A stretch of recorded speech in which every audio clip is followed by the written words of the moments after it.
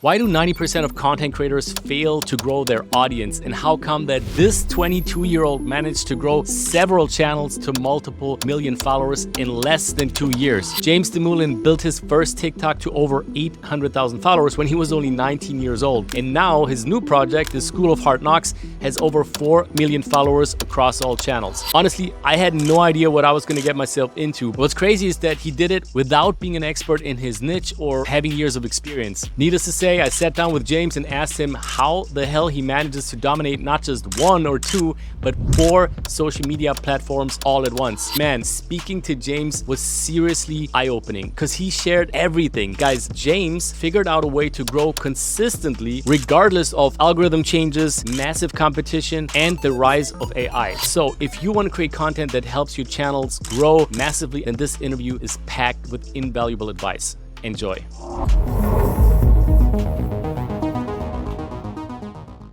James Dumoulin, Mr. School of Hard Knocks himself. Pumped to ask you some questions, man. Let me ask you first, how did you get the idea? How did you even think about starting this whole thing? Yeah, it's a great question, man. You know, I'm originally from the Washington, D.C. area, and I actually lived overseas in South Korea from 6 to 10. I grew up for 4 years watching my dad. My dad, he ran one of the largest overseas military bases in the entire world in Camp Humphrey, South Korea. So I grew up watching him lead tens of thousands of people, and he was a mentor to so many soldiers. And I was very blessed to experience that, man, to have a father figure who, you know, just instilled the discipline in us to really go after all the things that we wanted. And he instilled that in all of his soldiers. And I moved back to the DC area, went to school there from 10 to 18. And it was around my senior year in high school when it's 2019 and I see TikTok is starting to become really trendy. A lot of people are getting on TikTok.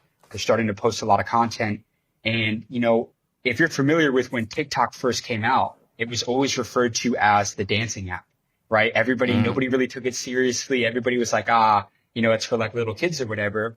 Whereas I was looking at it from a different perspective in that I was seeing all these young kids making tens of thousands and hundreds of thousands and even millions of dollars just posting content and going viral, you know, doing things that they were passionate about, and they were making a ton of money. Whereas a lot of people, you know, viewed it, you know, from a very narrow perspective as, oh, it's corny. Like, why would you do that? I saw it as, this is a great business opportunity. So in 2019, 2020, I got really savvy about building my personal brand and growing my own TikTok account. And in about a year and a half, I grew to about 850,000 followers. And what kind of content? Was it the same kind of content as School of Hard Knocks? No, it was personal development, self-improvement, you know, advice to people, whether it would be fitness, whether it would be training, whether it would be relationships, just in general self-improvement advice. Separate account. This is James Dumoulin. This is my personal brand that I was just growing, and it did really well. But ultimately, I kind of hit a point in my content where I was like not necessarily enjoying the stuff I was making, and I really didn't have a desire to keep growing that channel.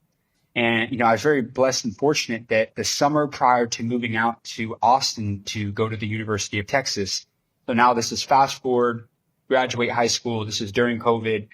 The summer of 2020, I was at a friend's house and I had a couple old childhood friends there. My brother was there, and my brother and I reconnected with a childhood friend who we were in the same Boy Scout troop with. His name is Josh Smith. And, you know, we were from the DC area. That's where we were at this time. And if you're familiar with that area, right, the DMV, it's very structured. It's very centered around a lot of government jobs, a lot of contracting, politics, and defense. We didn't want anything to do with that. We always wanted to be able to do our own thing. And then unfortunately, being in an area like the DMV, it's just not collaborative, right? Your best shot at owning a business there may be starting a construction company or interior design. But as far as like something in content in the creator economy, it just wasn't in the cards there. And so we're like, hey, Jack and I moving out to Austin, but we really wanted to stay connected with our friend Josh because we had a lot of similar morals and values. And, you know, being that we had those similar interests, we kind of bonded together because there weren't a lot of people from the area that we were from that had that common interest and wanted to do our own thing. So we move out to Austin, get on a couple calls, and eventually we land on, hey, let's do something in media. We're seeing the statistics come out that the creator economy is going to be a $750 billion industry in the next 5 years. And quite frankly, this is 2020.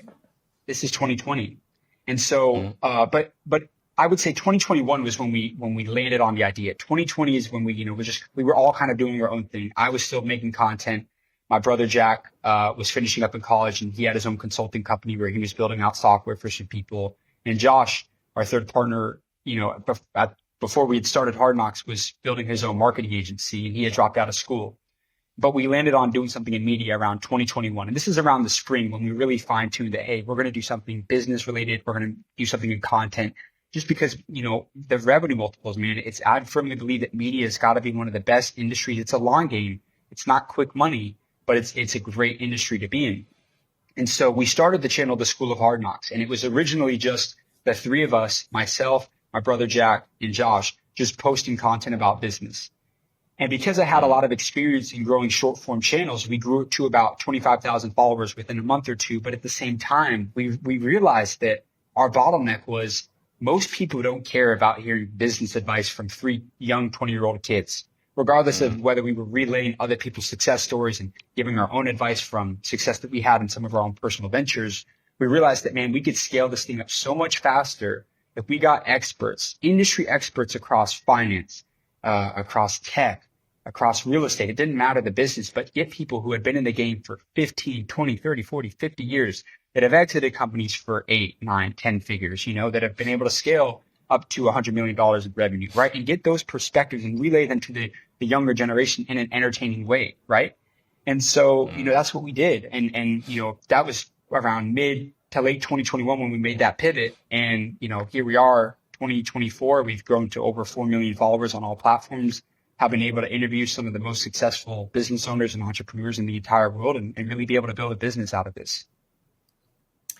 Man, that is such a cool story. I love how you just turned probably one of your biggest weaknesses into your biggest strength and just flip that thing and leverage other people's experience. It's such a genius idea. Let me ask you, man. So when you started with this whole media path and you first went on creating content yourself and you didn't talk to people that are 30 years ahead of you, what were the strategies or what was the thing that you doubled down on to get to the 25K followers in a month? What was that? How did you even do that? It's all consistency, my friend. I tell people when you're first starting out, it's all about volume. We went months. And even when we were scaling Hard Knocks from 100,000 to 1 million, we posted 3 to 4 times a day, every single day. We didn't miss a day. It didn't matter if we were on a train, if we were catching a flight. It's we made sure to always get our posts up. And I always love to use the example that, let's just take you have two people, right? Person A and person B. They're both trying to be content creators and grow their personal brand, to sell real estate, to get clients, to become a figurehead in real estate. Well, if person A goes through the motions and he's posting 1 video a week, at the end of that week, he puts out 7 pieces of content. Whereas person B, right, he puts out 3 pieces of content a day. That's 21 pieces of content at the end of the week, as opposed to that first person who put out 7 pieces. So he's got 3 times as many at-bats at the algorithm to get a chance to go viral and really just, blow up his engagement, blow up his, just in general.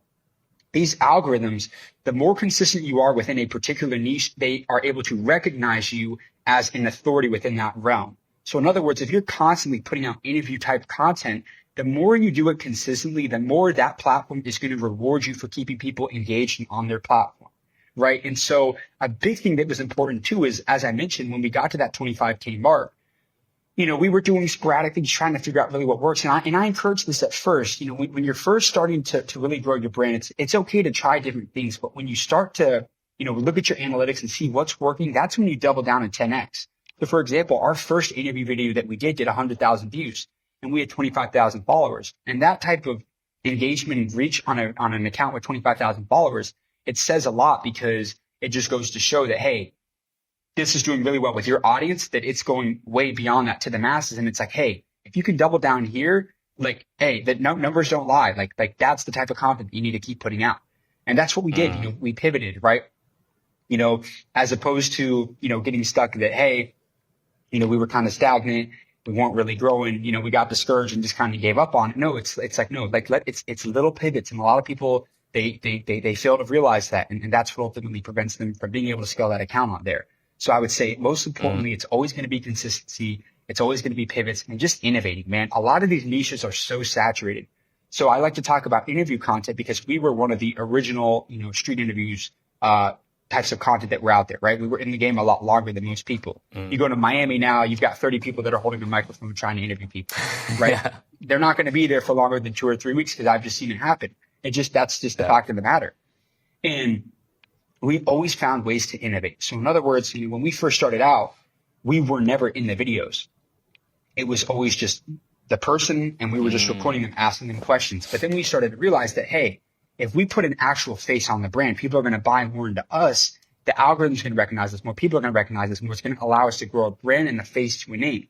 So then beyond that, instead of just asking them questions, we would just walk up to the street and just go up to random people. But I mean, like literally, like we wouldn't ask them for consent to record. We would literally just walk up to them and be like, excuse me, sir, a question for you. If you were to go back in time and have a conversation with your 20-year-old self, what's the best advice you tell your younger self? And then from then on, man, if you approach people with confidence and you start to realize that, man, people will give you their time, right? If you go up there hesitant, reluctant, not really sure, if you go in there direct and you give them a reason to stop, you give them a reason to think about something, and as long as you're quick-winded, it's like you can get a lot of engagement back from people. I think people would be really pleasantly surprised, like just how approachable people really are. I'm a big believer in take the risk and lose the chance. There's been a lot of times where even I look back and like, I've been like, oh, should I go up? Should I not? He's with his family. But it's like, no, every time, man, you just do it, Yeah. That dude, that is awesome. And this is actually a question. I was going to ask this later, but like how, when you approach people, like this is really how you do it. You look around, you look at them and you just go hit, boom. And then it's like, whatever happens, happens. Or, I mean, I was, when you watch the videos, you really think like, how does he do it? Like, does he really go up to these people and just start asking right away? Or is there some kind of like pre-game or asking for consent and stuff? But is it really you just walk up to them and that's it? And sometimes they say yes, sometimes they say no? So I would say there's definitely a mix. A lot of the stuff that we do is very organic, meaning it's like, hey, we're in Dallas, we're in Highland Park. There's 3 Rolls Royces in the parking lot. Somebody's getting in their car. We're walking up to them and we're just going to ask them questions. And at some point in those initial interaction, we'll, tell them, hey, I started a channel out in Austin, Texas. We grew to 4 billion followers. We go all over the country just asking people some questions on their advice to the younger generation, or we ask entrepreneurs on their advice to young business owners.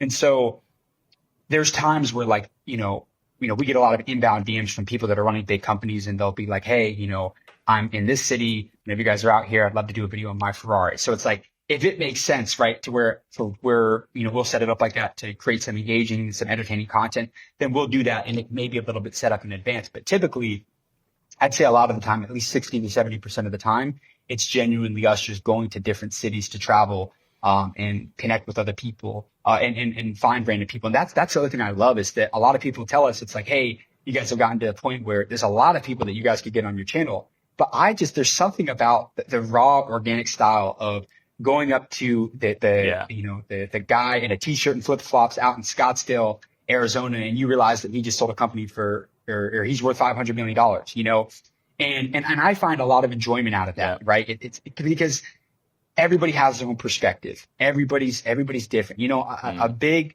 objection that we would get initially a lot of the time, and a part of our pitch when we would tell people is that, if they were ever hesitant, we would ease them by saying, we've done interviews with Mark Cuban, the president of Nike, the CEO of Frito-Lay, people like that, just to kind of lower their guard and show some familiarity, some comfortability in there. And a lot of people would say, oh man, you don't want to interview me. I'm not like those guys. But really, I can't stand that, because I genuinely believe that everybody, you and me both, everybody watching this, we can all learn something from everybody out there. And it's our differences really that make us stronger at the end of the day. And that's what I've realized, man, is that, I've learned something from everybody that I've interviewed, whether it's great advice, whether it's not necessarily applicable. And that's what you realize. A big thing about this too, man, is that, number one, never take advice from people you trade places with. I'm a firm believer in that.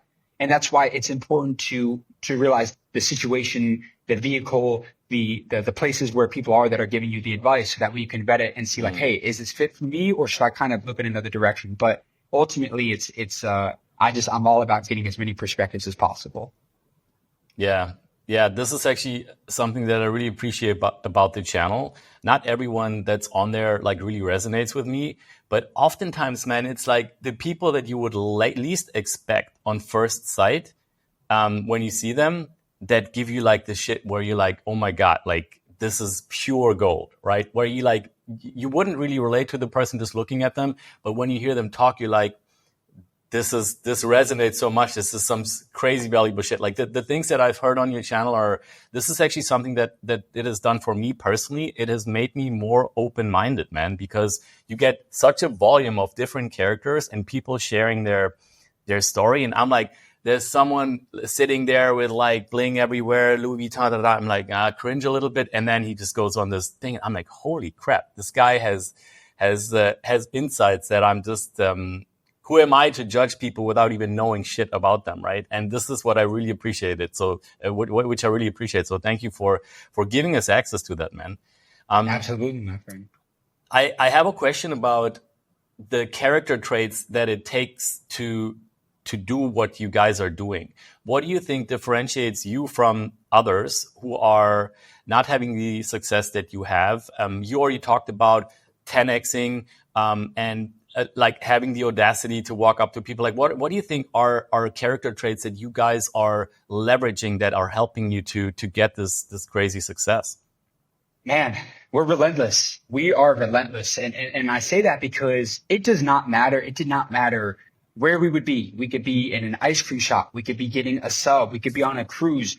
If we saw somebody that we figured we could get some value and some game out of, we would go up to them and we would make it happen. And we wouldn't take no for an answer. That's the other thing too, is a lot of people, they'll get that kind of first objection, or somebody, will be like, oh, I'm not interested or whatever. And it's like, no, if I knew, oh man, I'm in a rush to this meeting. Oh, it's only and you're just very quick to reel them in, right? It's only going to take a minute. That's all going to be, oh no, I got to run, man. Okay. But what do you do for a living, man? And then you just go right into it. And that's what it was, right? Yeah. So we were relentless in the fact that we almost, like I said, and you notice among some of the most successful people is that if they want a deal, and our instance, if we want an interview, we wouldn't take no for an answer, right? Obviously within reason, right? If somebody clearly doesn't want to, if they're the hands up, they're like, no, right? Yeah. And that's the thing, especially with a lot of older gentlemen, a lot of older women, a lot of people are very hesitant and kind of, they're not really big on, social media technology, which I completely get. And especially with a channel where it's almost guaranteed that somebody that they work with, that they're related to, like, it's inevitable that somebody's going to see that video that they know, right? Like, we've had people that we've interviewed that tell us that, I had people that I hadn't talked to in 10, 15, 20 years sending me our piece of content that we did together. Really the two biggest things that it boils down to is just how relentless we were and how we didn't take no for an answer. And then also the third thing is that we never failed to take that flight. Even in the initial stages of us, where we kind of went all in on Hard Knocks, we weren't making a ton of money. We were just relying on like ad revenue. And even if, like we personally weren't making a lot, one of the great things about running a channel like this is that we get great advice and something, that we've always stuck to is that you always pay the business first, right? As opposed to a lot of people, they want to get greedy. They want to just pay themselves. Yeah. But instead, like we've always put all the money back into the business. We pay ourselves. We have an agency now, a marketing agency. But because of that, we always ensured that if there was an opportunity in this city or we could go get this person in that city, we always took that flight. That's kind of always been our motto, man. Book that flight. You have an opportunity to go there. And so that's the three things that I think that really separated us. Or I'll throw a fourth one in there is one, we've never taken no for an answer. We were relentless. It didn't matter where we are, where we would be. Like we would do everything we could to just ensure that we could create some amazing content. And also we just always innovated every step of the way, right? When we saw kind of people that were coming to copy our question, okay, let's mix it up, right? So we would always ask people, what did they make in the year? Let's ask them what they lost in the year now. Like and always kind of changing it up, always innovating, right? Because if it's the same thing over and over again, yes, you can always continue to get different perspectives, but you always want to keep your audience being like, oh man, they changed it up. Like you tell at the point where it's like, you don't know what's coming, right? You don't know what piece of advice this person has to say or what background this person's from. So it's always getting that blend of things as well. Hey guys, I'm only interrupting this episode once. If you're getting value from this, we've got tons more interviews like this coming up. If you want, hit the subscribe button. You'll be the first to know when we drop new stuff. Back to the episode. As someone who has built over 4 million followers across all channels, what's your take on perfectionism as a content creator? It's very interesting because when I was first starting out and growing, and as I mentioned earlier, I said that it's quantity over quality, but I've gotten to a point now with our content where, initially when we were growing the first, 100,000, couple 100,000 followers on all the socials, we were very big on, posting 3 to 4 times a day. And as we scaled this huge audience, what I realized is that now I put a lot more of an emphasis on quality, in the sense of I personally handle everything from the media side. Obviously I do all the content. I do put out all the YouTube videos. I decide what content's going on this day.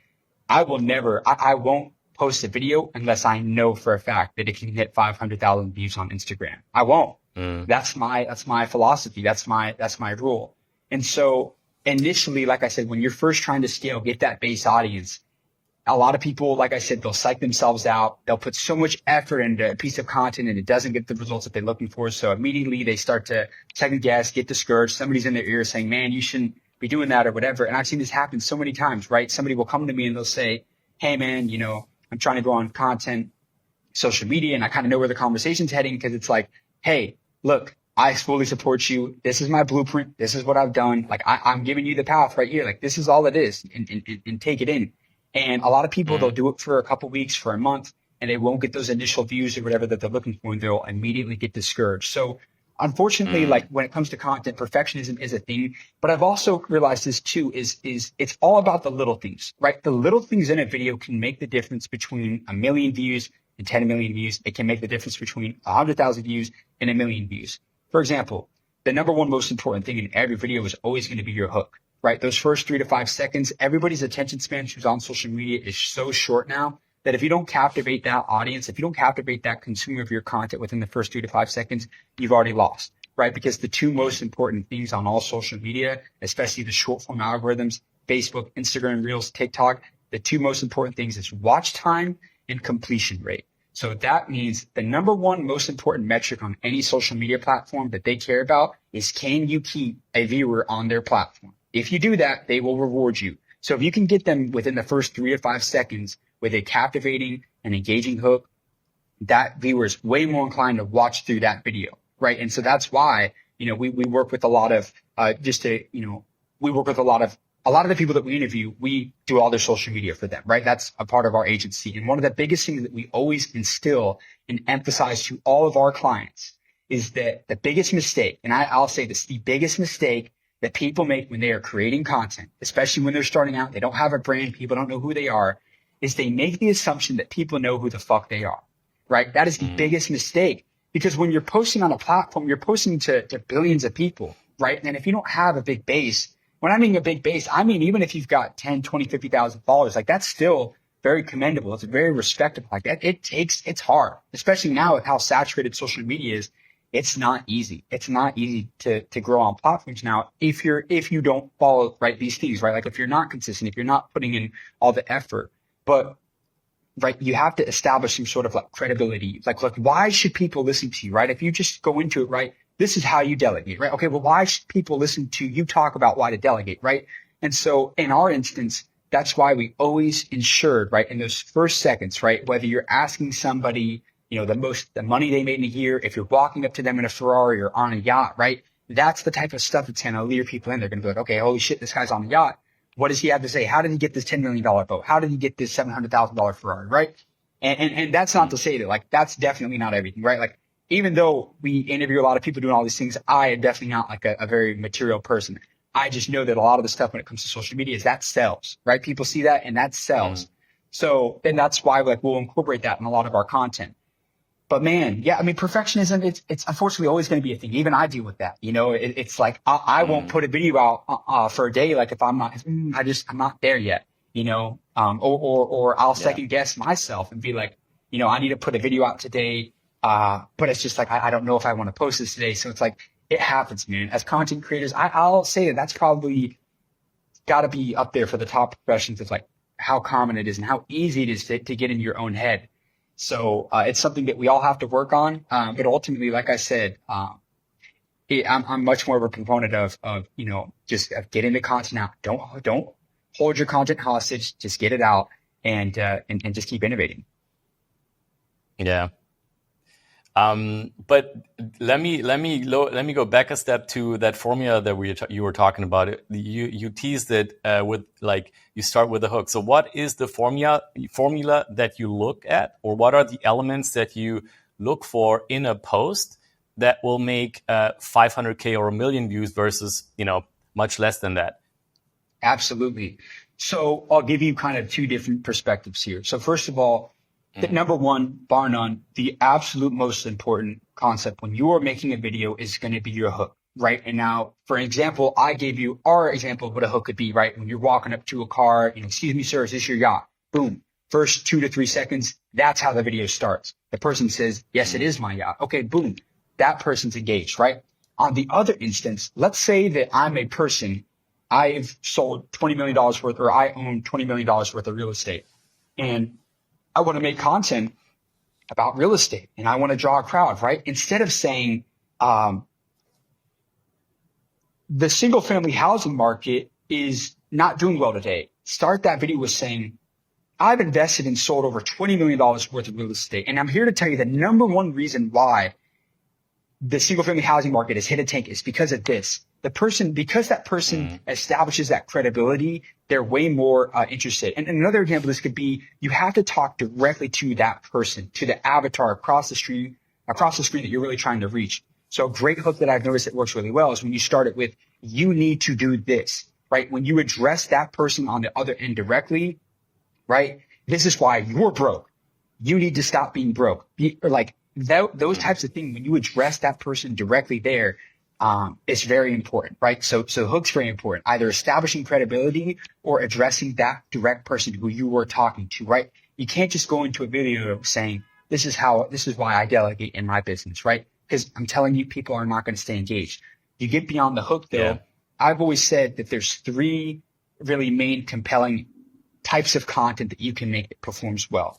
Number 1, you got to tell a story. So storytelling, I will say, is arguably the most important thing in a video. And I'll say this especially for YouTube. We were, 100 or 20 videos on YouTube not being able to get 10,000 views on a video. And what we were doing is we were just posting interview compilations. We would go to Denver and we would just post 5 interviews from Denver, right? It would just be an interview. That was literally the video, right? Maybe we had an intro, but I think we did. I think we had an intro outro, but that was it. The minute that we started to tell a story in between the interviews of what just transpired and where we're headed and where we're going to go, it was a dramatic difference. And the first time we ever did that, our YouTube video, we were going around Miami asking, millionaires, questions. It was 600,000 views. And from then on, it just went like that. So you need to learn how to tell a story in your content, right? And I'm not saying every How do you video, do that? So for example, how do you actually do that? From our perspective or just in general. So for your perspective. So what we would do, right, is if I just interviewed, let's say Todd Napola, right, who owns a couple $100 million worth of real estate in Miami, Florida.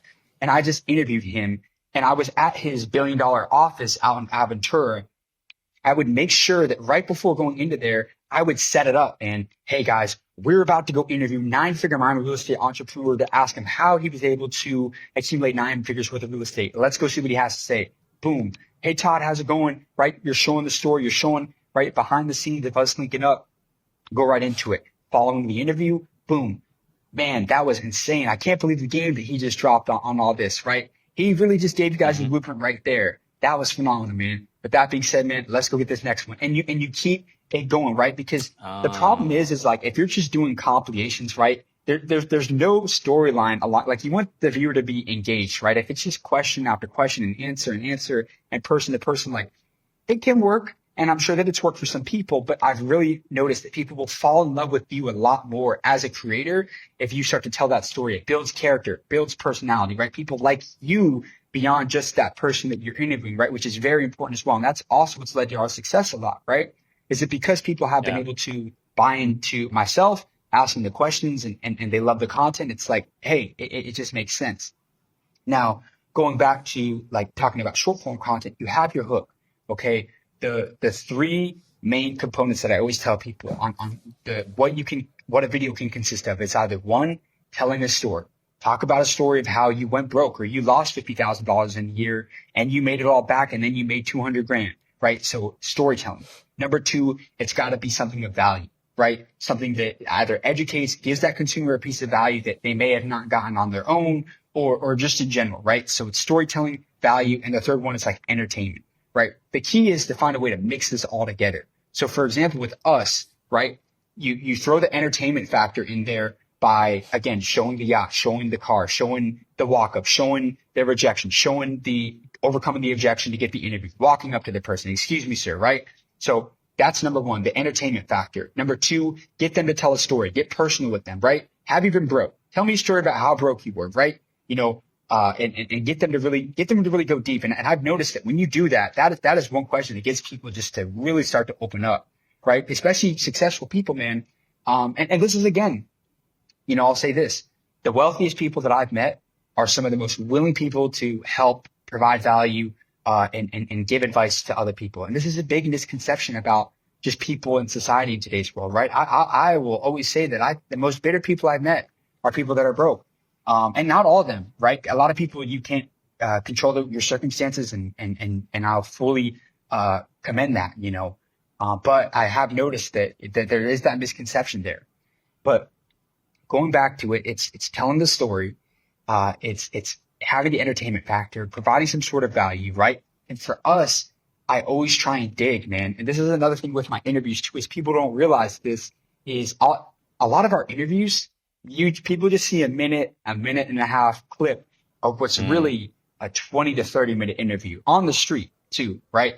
So I've gotten very good at digging and prying, right? And I really wish people could see like full uncut interviews. And there are some that are out there because I will pry, man.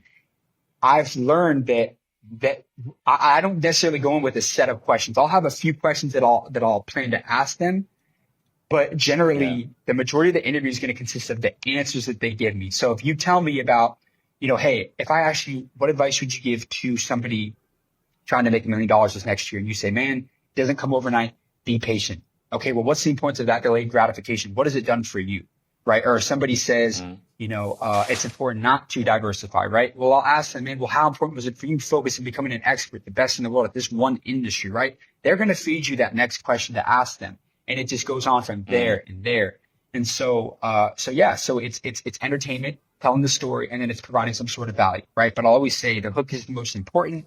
And then if you're selling something, you're monetizing something, whatever, then at the end, you can add a call to action. Maybe it's, hey, if you enjoyed this video, follow for more. Or if you enjoyed this video, click the link below or click the link in our bio because we're selling this t-shirt now.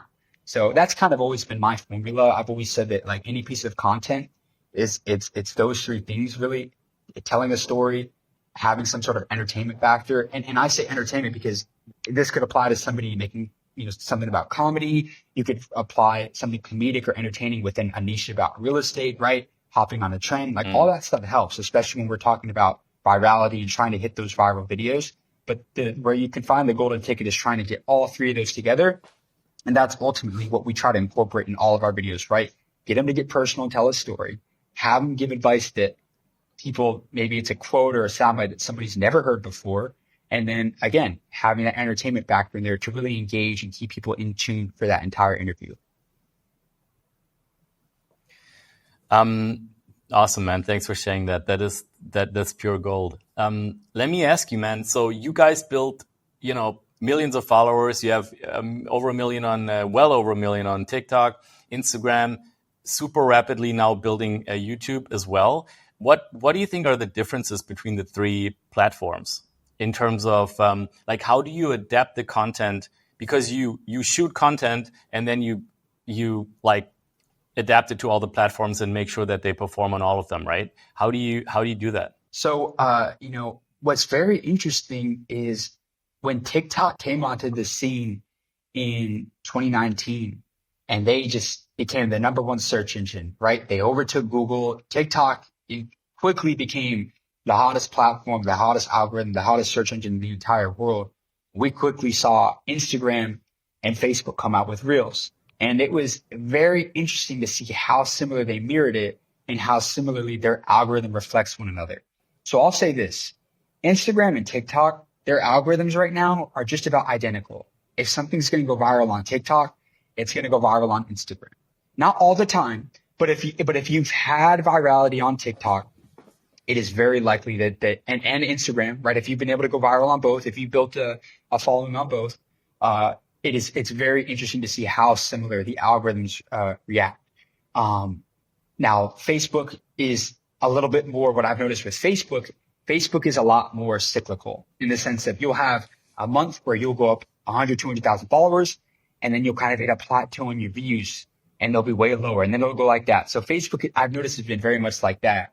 Whereas TikTok and Instagram are a little bit more exponential, right? Like where it is, I've noticed that those two are kind of like that. Now, obviously, you're going to hit plateaus. And that's, again, when you hit the plateaus, readjust, don't rush to put out content, but focus and tune in on, man, like how can I pivot? How can I innovate here to ensure that I can break this plateau and scale up? Because there was like 2 months that we were stuck at 150,000 followers on Instagram. We didn't move at all for like a month or two.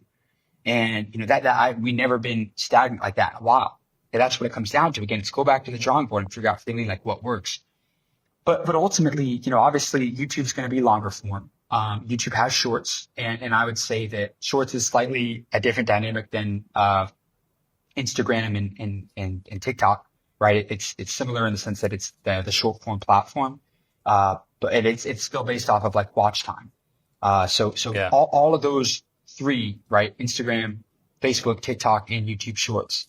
The two most important factors, as I mentioned earlier, it's going to be the watch time and it's going to be the completion rate. All they care about is keeping people on their platforms. Because what are they doing? What is TikTok doing versus Facebook?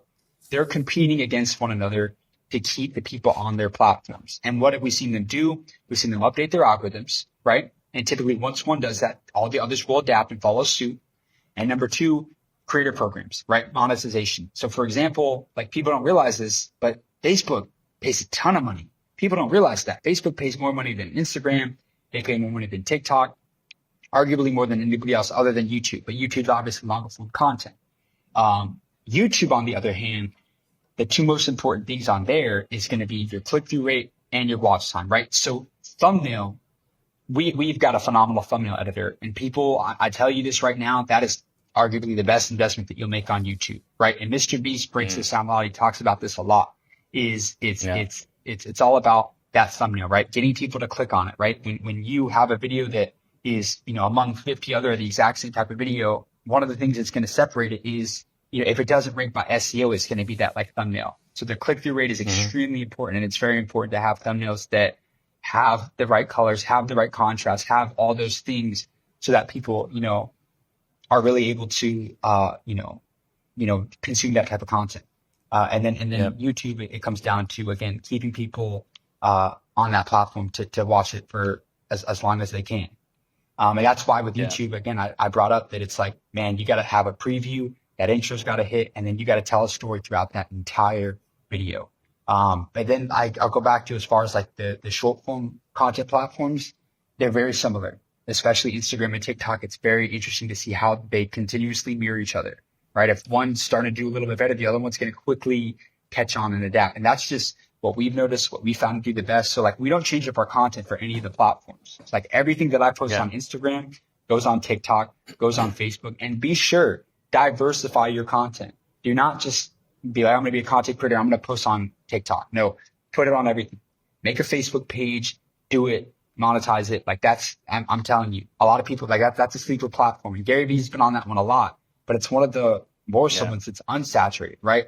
TikTok's extremely saturated. Tell me about Facebook. How relevant is Facebook for you guys? Sorry to interrupt, man. We have about 1 million followers on Facebook. So we have over, I think, 900. And it's a Facebook page, right? Facebook page, yeah. So you want to make sure that you do a page because profiles, I don't think, can monetize. So you have a profile and you make a page, and so that's what we did. And as I mentioned, man, what kind of content is working best on Facebook? So for us, we do short form content, but we also do post uncut or longer form, and we post our YouTube videos on Facebook.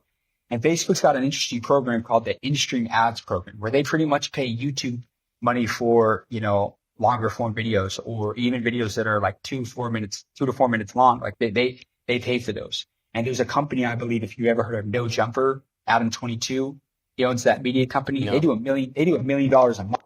So like there's some crazy money. So you brought something up earlier that I'm super curious about, which is plateaus. When you hit a plateau in your growth on social media, what are the things that you guys do? So it's interesting. As I mentioned before, right? Like we hit a 2-month plateau at 150,000 followers on Instagram, right? And what a lot of people will do kind of in that position is again, they'll start to second guess the content, which is important, right? What we did is we kind of like took a step back and we saw like, hey, what's worked for us in the past? What's not working now? And why is it not working, right? Getting to the root of that ultimately. And at the end of the day, man, this is some of the realest advice that I've ever heard. And there's a content creator named Josh Terry. And well, two things, right? He's based in Austin, and he's got a couple million followers across social media. And one piece of advice is that he gave us that make the piece of content that's going to make you want to create the next piece of content.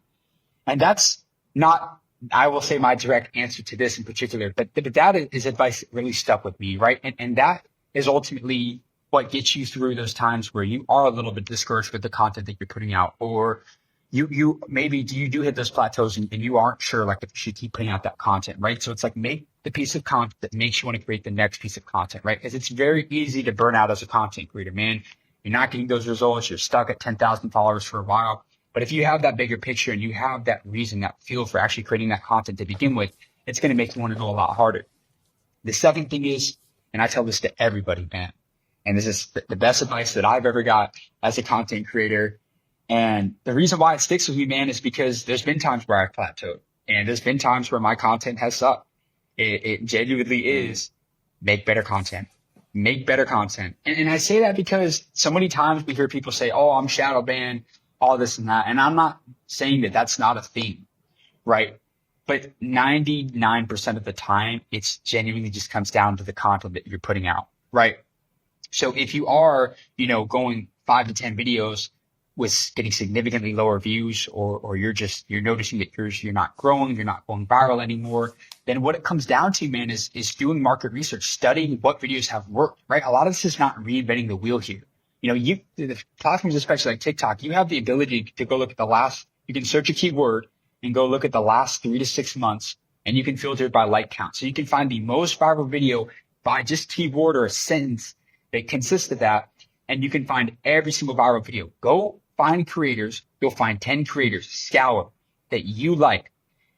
And don't be original, but see what they're doing, see what's worked for them, see what's worked for other people, and add your own creative twist to it, right? Like I said, a lot of it is not reinventing the wheel here, right? There's a million people that are doing interviews. There's a million people that are doing talking head videos, right? Go find that content that's working, right? If you're doing talking heads where you're talking in front of a camera, try starting the video when you're opening up a White Claw, right?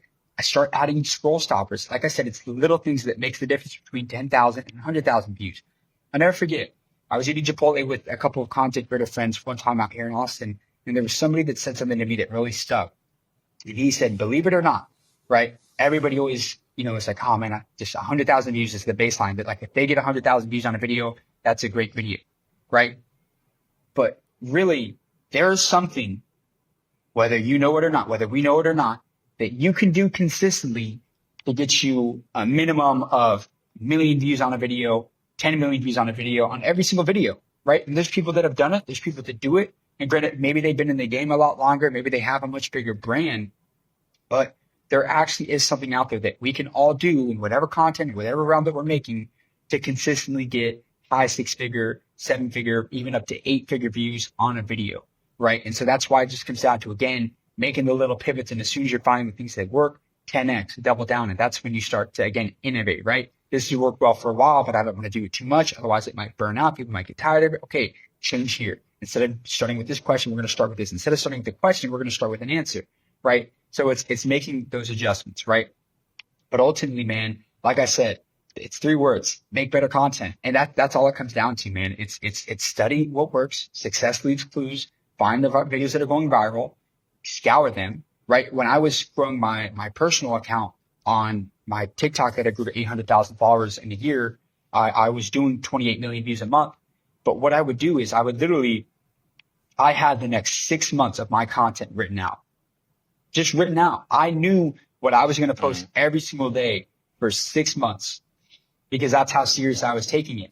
And now obviously ideas come and go. You're going to get a new idea every day, especially when you're putting a lot of effort and thought and it consumes a lot of you. So you're going to always like change things. And so that's what I ultimately did is, I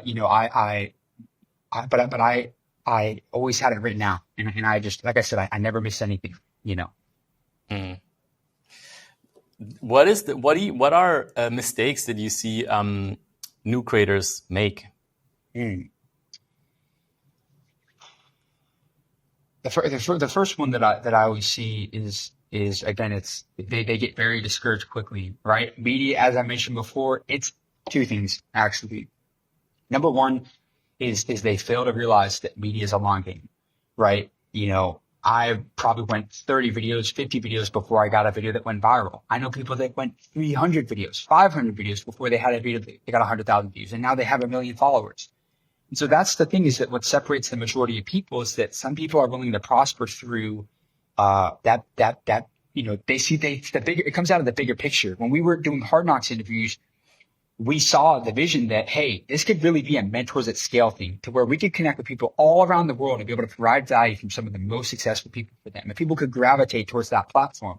The amount of people that we had to reach out to us from India, from Australia, from Europe, from all over the world, saying, hey, I found this piece of content and it changed my life. It's like, man, that's what keeps you going. So it's like really having a why as to why you're creating that content. If you're just creating content to go viral, as I said earlier, man, you're going to burn out quick. And that's why I say make content that makes you want to create the next content. We love doing the interviews. We love going to talk to people. We love going to get perspectives, right? If we didn't have that in there, man, dude, I'll tell you this right now. It sucks sometimes, right? Like because my brother and I he was a senior, I was a sophomore at the University of Texas.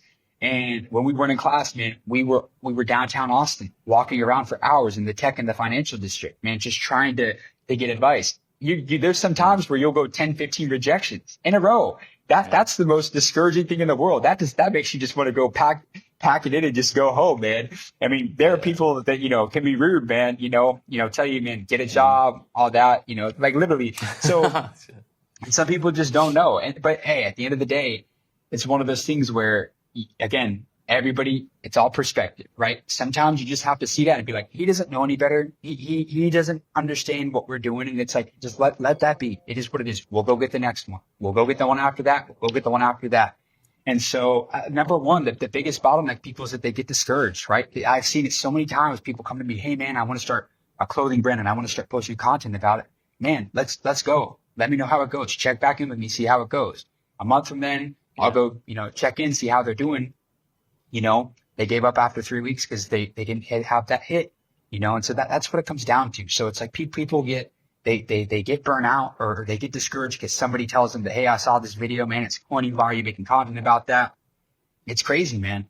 And the second thing, and this is probably the biggest mistake when I think that, especially when you start to really, really get savvy and you really start to kind of build that brand, you start to build that channel is as I mentioned, media is a long game, man. Our number one priority at Hard Knocks is to never dilute the brand equity. That brand comes before anything else. Meaning we've missed out. We've given up on tens and hundreds of thousands of dollars to sell various products or people's courses or whatever because it didn't align with our brand. And every decision that we make, the number one most important thing is does this help our brand go in the direction we want it to go? Or does it alter it?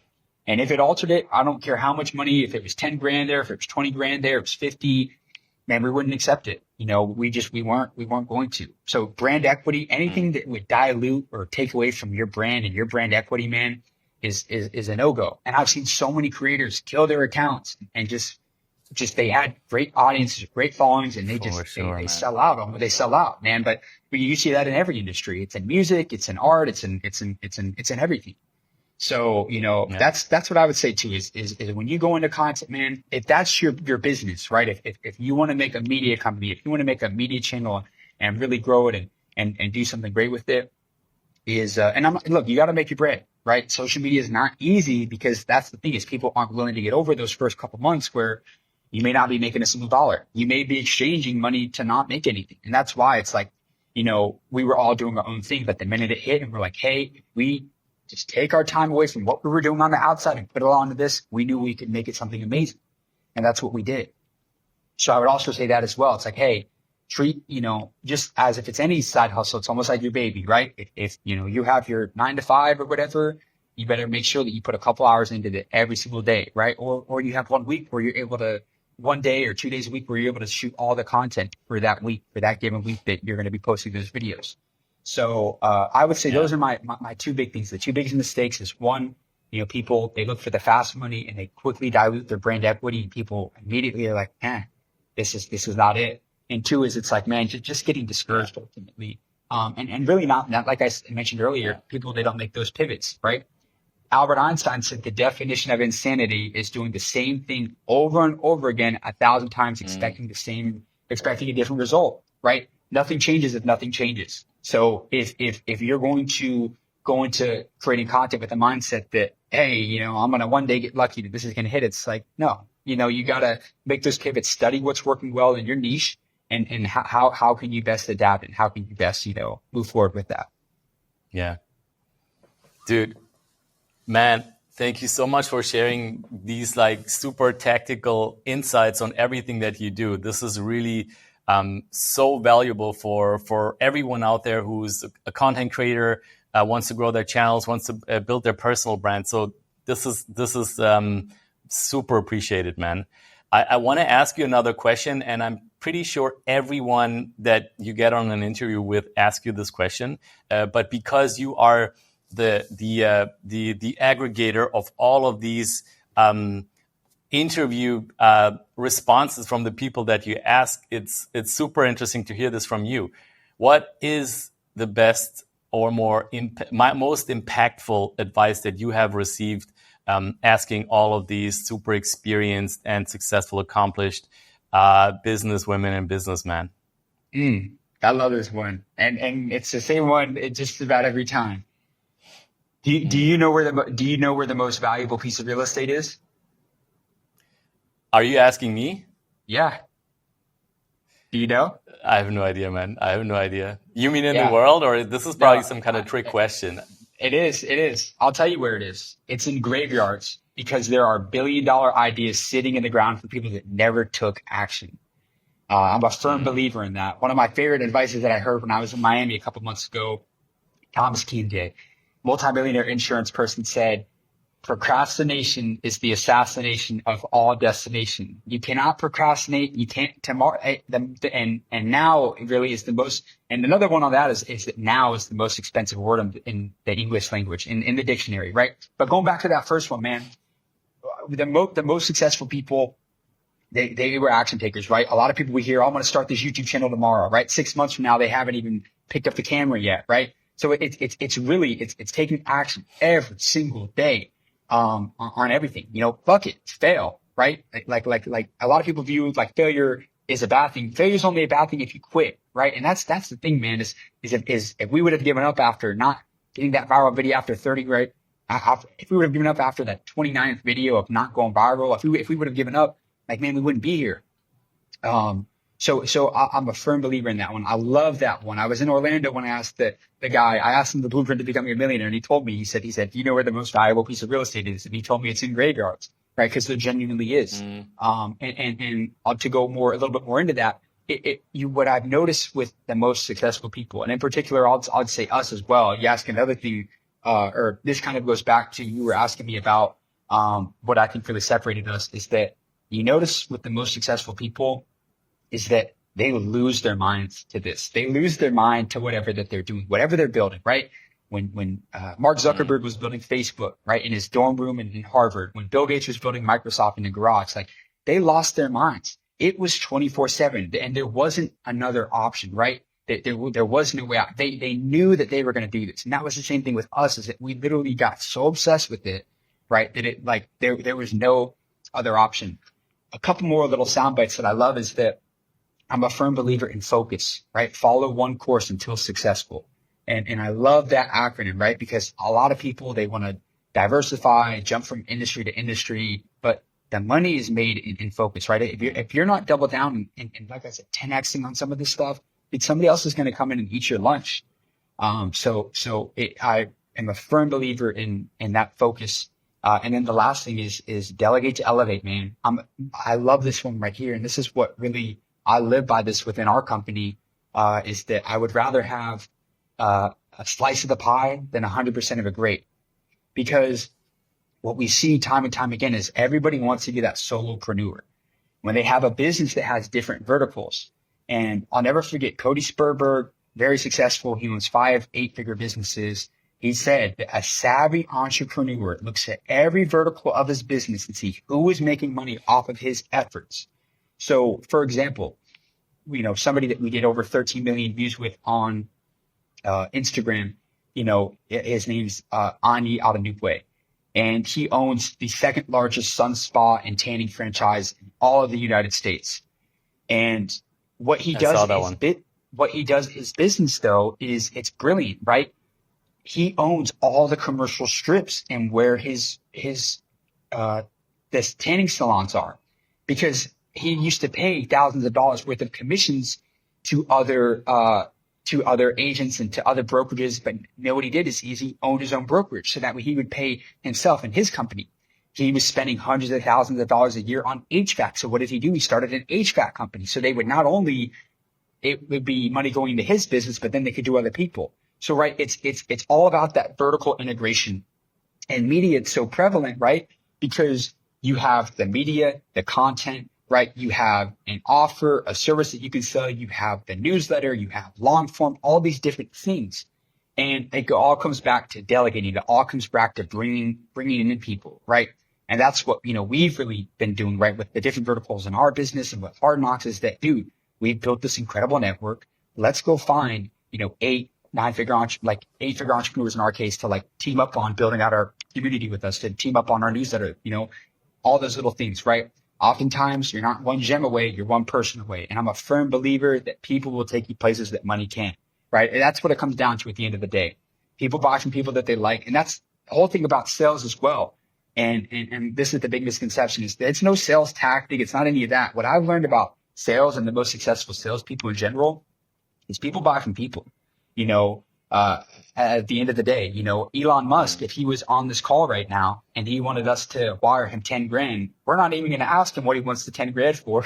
We're going to wire him that 10 grand, and that's what it comes down to, man, is it's building yourself into that. It's building yourself into that kind of person. So those are kind of a couple, sound bites that I loved and that I've, that have really stuck with me along the journey that I've heard over the last couple of years. And I'm huge on, taking action, focus on one thing until you're successful, delegating, controlling the verticals of your business. And those, scared money don't make money. That's the thing too, is it's leverage. We talked about delegating. The most successful people, they understand leverage, and leverage doesn't necessarily just have to be capital money, but it's like in any negotiation, right? The person that's willing to walk away, the person that has that leverage is always going to be the one that has the power, in that agreement, in that transaction, in whatever it may be. So leverage, understanding that, is extremely important. Man, after talking to you, I'm absolutely not surprised that you've come as far as you have. Super impressive. So much. I could keep talking to you for hours and pull all of these nuggets out of you, man. So I really appreciate you sharing all of this. Where is the? Well, actually, let me ask you something before. Is there anything anything else that you want to share that that comes to mind that might be beneficial for people who want to launch their channels? Man, I would just say, man, like I said, dude, is, we get one life. Fuck what anybody else thinks, man. If you got a vision, see the bigger picture and just go for it. That's something that's always resonated with me. I've never really cared about, what other people thought, because I knew the places that it could go. And what you'll realize a lot of the time too is once, or a lot of people at the beginning may be behind your back, or maybe, saying different things about you or whatever. Maybe they're not, whatever. But a lot of times people aren't supporting you. But when they start to see that you start to get a lot of traction, you start to grow really big, you'll start to see a lot more people come around to support and show love that you didn't see initially. And just take note of that, and offer that, be respectful or whatever. But the minute that you can get out of your head, that's the number one problem with content creators, is that they get in their own heads, right? They have that imposter syndrome. They have that, everything's got to be perfect. when in reality it's like it's holding them back at the end of the day, you know? So yeah, that's kind of what I would say, man. Dude, awesome, man. But what's next for School of Hard Knocks? You got anything in the pipeline that's coming up next? Any plans? Yeah, man. Next is, you know, just going to continue crushing content. We've got some pretty cool collabs coming down the line. Ryan Serhant this upcoming week in New York City. He sold like $4 billion worth of real estate last year. We're running it back with Andy Elliott a couple weeks into April, and just continuing to just knock down some big collabs. And then in May sometime, we'll be launching our community where people will be able to get not only access to all of our exclusive uncut content. We're going to have mini courses with a lot of these 8 and 9 figure entrepreneurs. Everybody's going to be able to get on weekly live calls with these 8 and 9 figure entrepreneurs. And people are also going to be able to pay for one-on-ones with these entrepreneurs. So we're going to have the Hard Knocks community. You know, we're finishing up some things there, but we'll be launching that in May. And that way people can really, you know, get some intimate, some personal, you know, mentorship. Because that's, you know, Hard Knocks is, you know, we're in the bridging business, right? We are trying to bridge consumers, entrepreneurs, everyday people to people that have been able to generate, you know, tens and hundreds of millions of dollars in revenue in a whole bunch of different industries. So be on the lookout for that.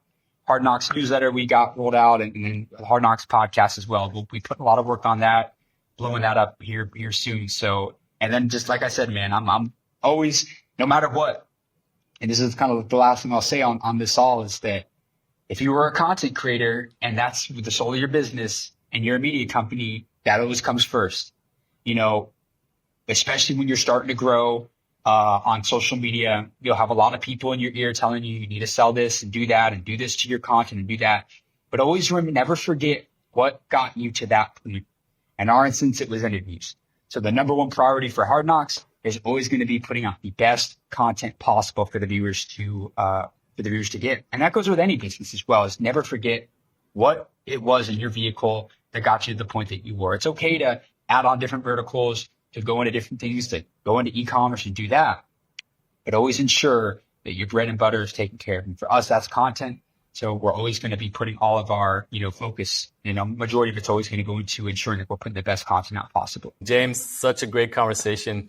Really appreciate you sharing all of this. I really am crazy looking forward to seeing where you are like 6 months from now, 1 year from now, 2 years from now. And everybody check out School of Hard Knocks on Instagram, YouTube, TikTok, and Facebook as well. Keep an open mind listening to all the people that James is interviewing, because it's really life-changing, the stuff that they share. So thank you for creating all of that, man. I appreciate you, my friend. Andy, it was a pleasure, man. Love the questions, love the conversation, man. And everybody tap into my boy's channel, man. We're going. Let's go. Thank you so much for watching this episode. Make sure to follow the School of Hard Knocks here on YouTube, on Instagram, TikTok, Facebook, whatever platform you use. And if you got value out of this interview, check out the other interviews that we got here on this channel. I talk to content creators from all walks of life, and it's really crazy and amazing to see how open everybody has been to share their tactics. And of course, I get super motivated if you guys leave a comment and let me know whether you enjoyed these conversations. I'll see you in the next video. Peace.